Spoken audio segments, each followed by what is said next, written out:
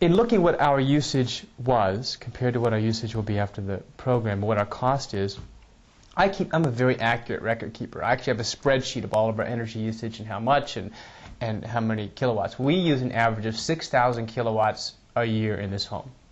And that averages to be about $1,000 to $1,500 in electricity bills. Not oil for the heat, not all that stuff, because that's separate. We don't have electric heat. Otherwise, the bill would be a lot higher. So we're looking at saving 15. Well, here's the thing.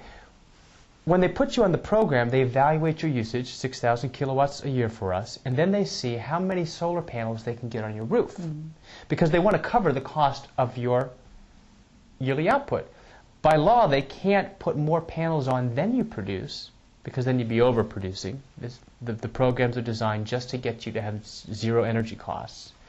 But we're lucky. We're on a corner lot with our house facing east-west, which means our roof slopes to the south and gets perfect southern exposure from the sun over here, if you see my little 3D example. So we have a lot of roof area, and we have an extension room with a flat roof. So we can get 29 panels, which is going to cover all of our 6,000 kilowatts. So I expect our bills to go from about $1,300 a year to maybe $50, because there may be in some months we won't produce enough if there's not enough rain, if there's rain or clouds. But I don't expect to pay more than $100 a year. In fact, I really do expect, with our good exposure, that we will overproduce. Now, when you overproduce, the electricity gets sent back to the grid, and basically PSE&G pays you 50% of what they charge their customers. So if you're paying 11 cents, you will get 5 cents for each kilowatt. So right there's a kickback. That's not even, it won't be a big kickback, because we probably will never overproduce a lot, since we're limited to 29 panels, and that's going to produce about what we use. But still, it's a little bit of a kickback, and that's in addition to the SRACs you get from the company for buying your green energy certificate. So it's just everywhere you look at it, the money you're saving money. There's no sales tax on it. There's no property tax increase. The SRACs that you get every 1,000 kilowatts, they cut you a check for an SRAC, is tax-free. No income tax is charged. So currently, the SRAC's checks are about $600 per 1,000 kilowatts. So for our home, we would get $3,600 a year in non-taxable income, in addition to saving $1,500 a year by not paying electricity and getting whatever little bit we get from overproducing.